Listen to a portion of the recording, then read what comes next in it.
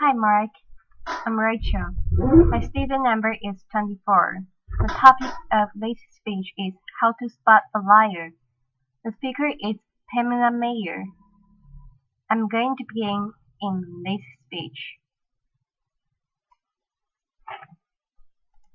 Okay, now I don't want to alarm anybody in this room, but it just come to my attention that the person to your right is a liar. Laughter. Also, the person to your left is a liar. Also, the person sitting in your very space is a liar. We're all liars. What I'm going to do today is I'm going to show you what the research says about why we're all liars, how you can become a lie spotter, and why you might want to go to the extra mile and go from lie spotting to truth seeking, and ultimately to trust building. Now, speaking of trust, ever since I wrote with Berg, lie spotting, no one wants to meet me in person anymore. No, no, no, no, no. They say, it's okay, we'll email you. Laughter. I can't even get a coffee date at Starbucks. My husband's like, honey, deception? Maybe you could have focused on cooking. How about French cooking? So before I get started, what I'm going to do is I'm going to clarify my goal for you, which is not to teach a game of gotcha.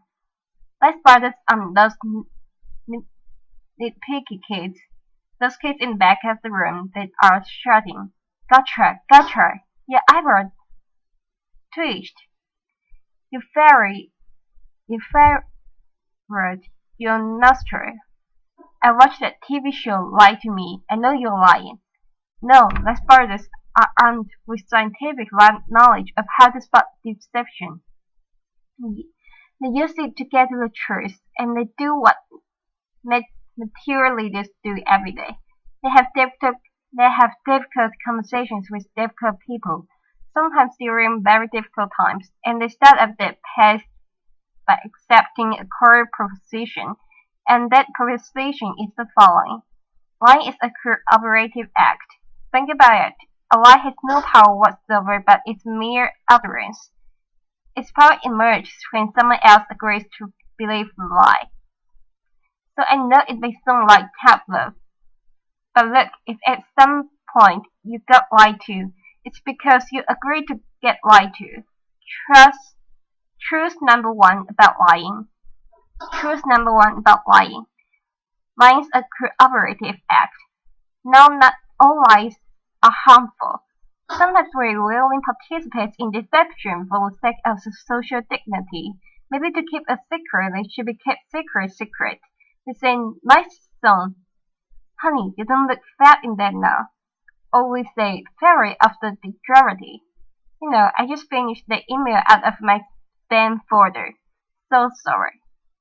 But there are times when we are unwilling to participate in deception, and that can have dramatic costs for us.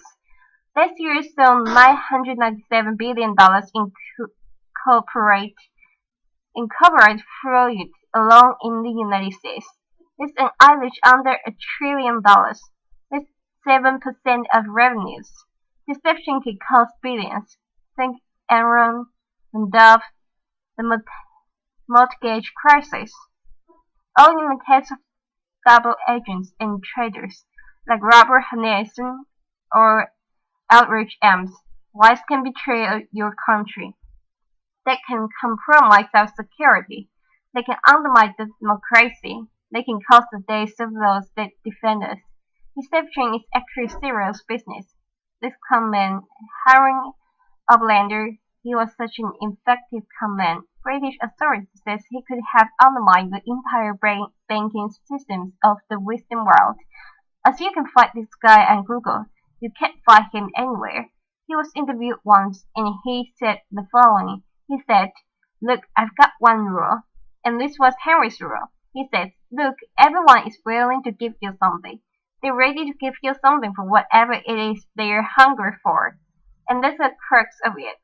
If you don't want to be safe, you have to know what is it that you're hungry for. And we all kind of have to admit it. We wish we were better husbands, better wives, smarter, more powerful, taller, richer. That this goes on. Lying is an attempt to bridge that gap, to connect our wishes and our fantasies about who we wish we were, how we wish we could be, with what we really like. And we are willing to fill in those gaps in our lives with lies. On a given day, studies show that you may lie to anywhere from 10 to 200 times. Now granted, many of those are white lies, but in another study, it showed that strangers lied 3 times within the first 10 minutes of meeting each other. Laughter. Now, when we first hear this data, we recall, we can't believe how prevalent lying is. We're essentially against lying, but if you look more closely, the plot actually thickens. We lie more to strangers than we lie to coworkers. Extroverts lie more than introverts. Men lie 8 times more about themselves than they do other people. Women lie more to protect other people. If you're an average married couple, you're going to lie to your spouse in 1 out of every 10 interactions. Now you may think that if you're unmarried, that number drops to 3. Lying's complex. It's woven into the fabric of our daily and our business lives. We're deeply ambivalent about the truth. We parse it out on an estimated basis, sometimes for very good reasons. Other times, just because we don't understand the gaps in our lives. That's truth number 2 about lying. We're against lying, but we're culpable for it in ways that our society has sanctioned for centuries and centuries and centuries. It's as old as breathing. It's part of our culture. It's part of our history. Think Dan Shakespeare, the Bible, news of the world. Laughter. Lying has evolutionary value to us as a species. Researchers have long known that the more intelligent the species, the larger the cortex, the more likely it is to be deceptive. Now you might remember Coco. Does anybody remember Coco the gorilla who was taught sign language? Coco was taught to communicate via sign language. Here's Coco with her kitten. It's her cute little fluffy pet kitten. Coco once blamed her pet kitten for ripping a thing out of the wall. Laughter.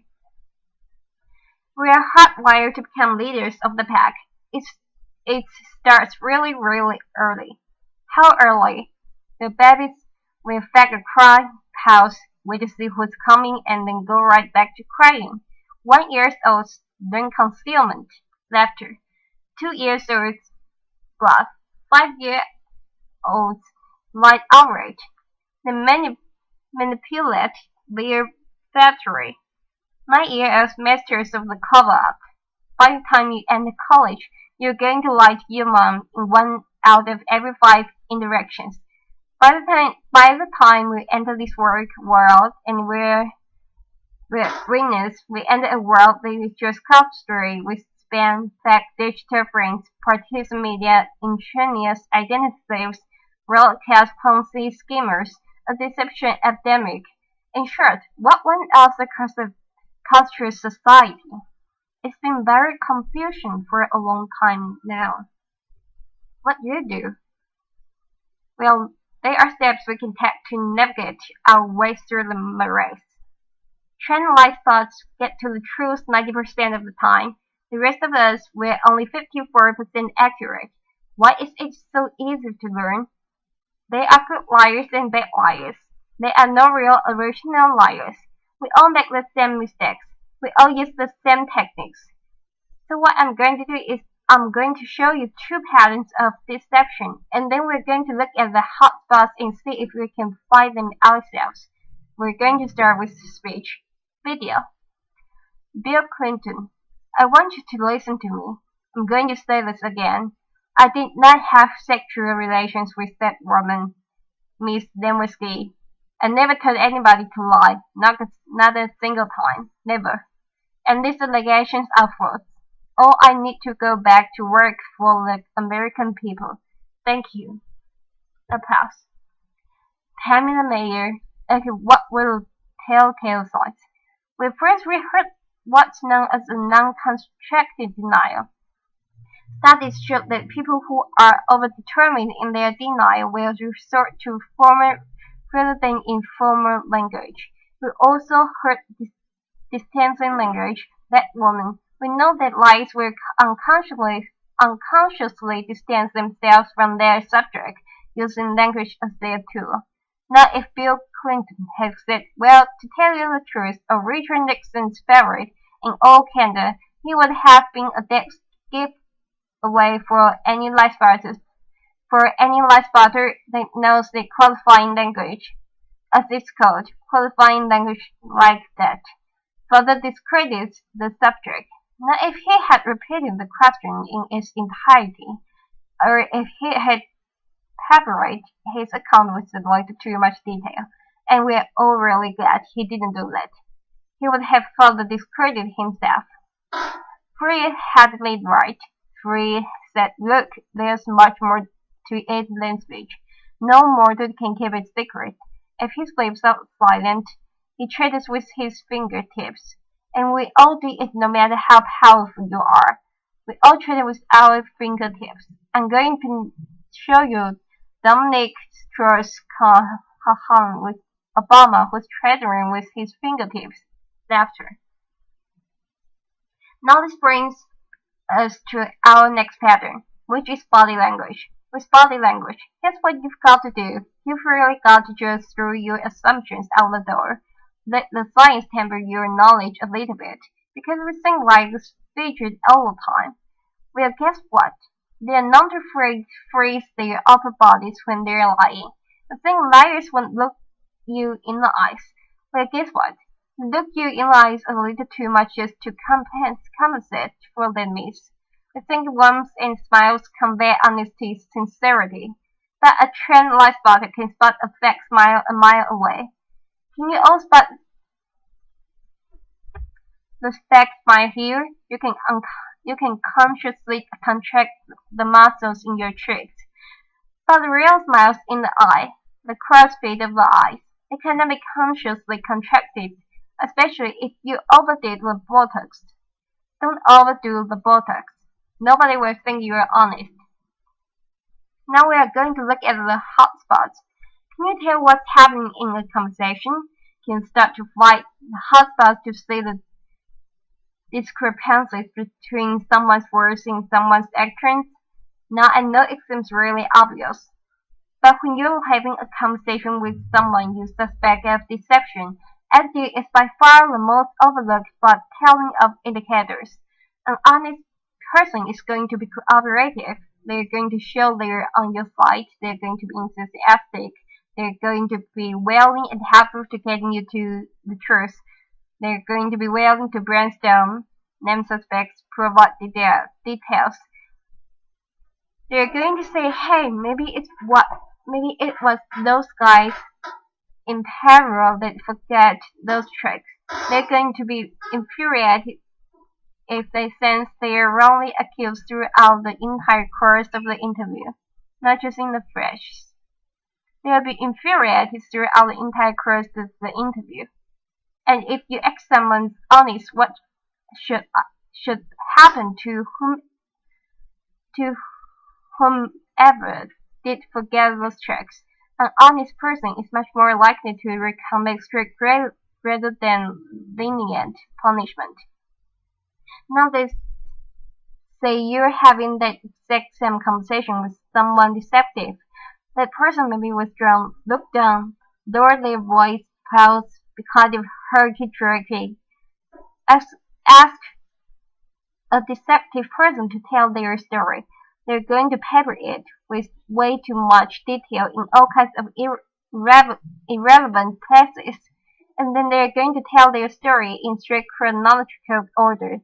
And what a trend in direct does is that coming in very subtle ways over the course of several hours, they will ask the person to tell their story backwards, and then they'll watch them squirm and track which question produce the highest volume of deceptive tales. What do we do that? Well, we all do the same thing. We rehearse our words, but we rarely rehearse our gestures. We say yes, we shrug our heads no, we tell very convincing stories, we slightly shrug our shoulders, we commit terrible crimes, and we smile at the delight in getting away with it. Note that smile is known in the trade as dolphin delight. And we're going to see that in several videos moving forward. But we're going to start, for those of you who don't know him, this is presidential candidate John Edwards, who struck America by fathering a child out of wedlock. We're going to see him talk about getting a paternity test. See now if you can spot him saying yes while shaking his head no, slightly shrugging his shoulders. Video. John Edwards. I'd be happy to participate in one. I know that it's not possible that this child could be mine because of the timing of events, so I know it's not possible. Happy to take a paternity test, and would love to see it happen. And the viewer, are you going to do diction? Is there somebody? John Edwards. Well, I'm only one side of the test, but I'm happy to participate in one. Pamela Meyer. Okay, those hat tricks are much easier to spot once you know to look for them. There are going to be times when someone makes one expression while making another that just kind of leaks through in your flesh. Mothers are known to like sadness. Your new joint venture partner might shake your hand, celebrate, go out to dinner with you, and then lick an expression of anger. And we're not all going to become facial expression experts overnight here, but there's one I can teach you that's very dangerous and it's easy to learn. And that's the expression of contempt. Now it's anger. You've got two people on an even playing field. It's still somewhat of a healthy relationship, but when anger turns to contempt, you've been dismissed. It's associated with moral superiority, and for that reason, it's very, very hard to recover from. Here's what it looks like. It's marked by one lip corner pulled up and in. It's the only symmetrical expression, and in the presence of contempt, whether or not deception follows, and it doesn't always follow. Look the other way. Go the other direction. Reconsider the deal. Say, no thank you, I'm not coming up for just one more nightcap. Thank you.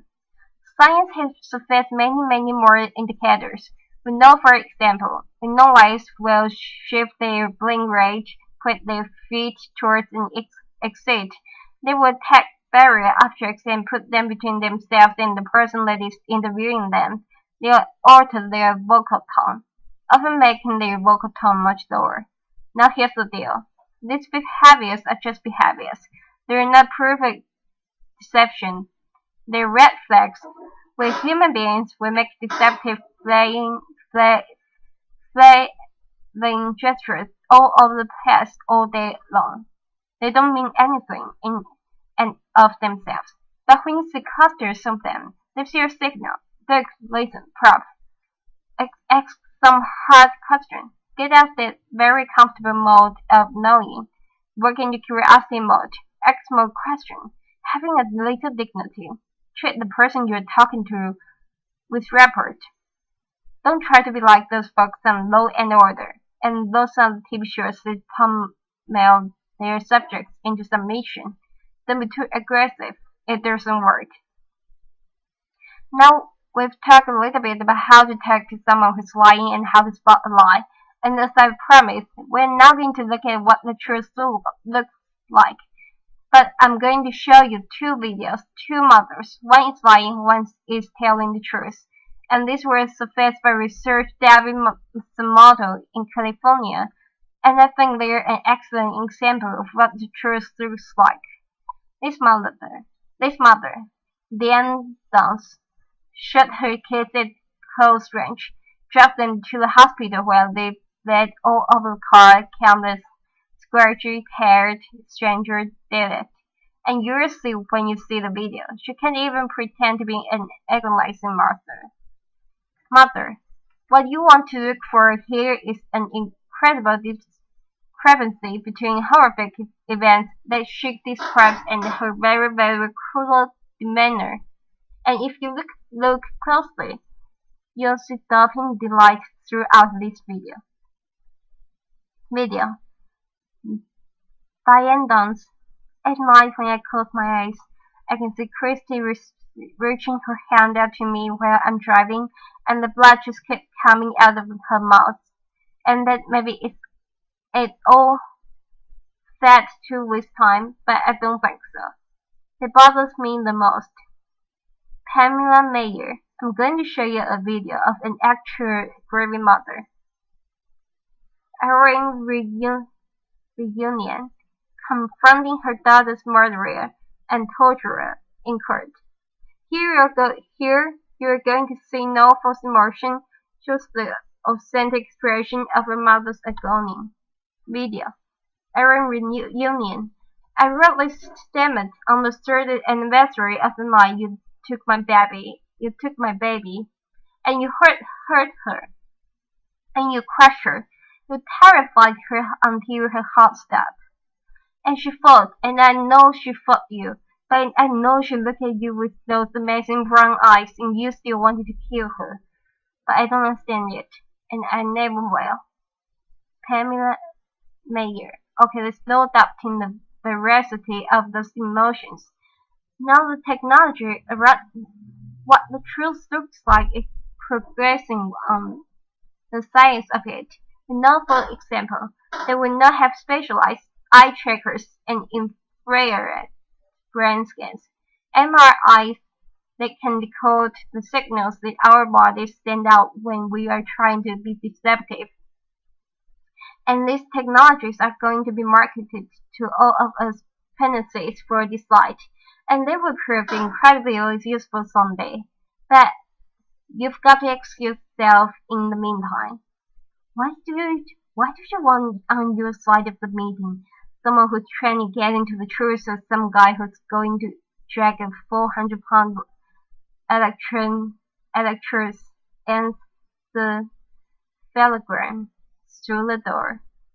Life brothers rely on human tools.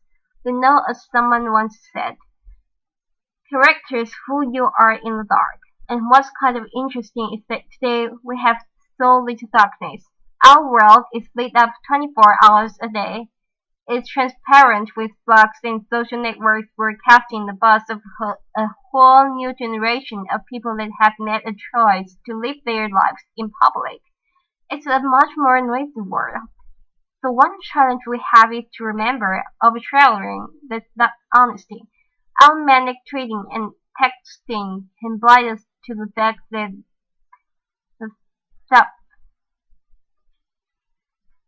subtleties of human decency, character integrity, is still what matters. It's always what's going to matter. So in this much noisier world, it might make sense for us to be just a little bit more explicit about our moral code.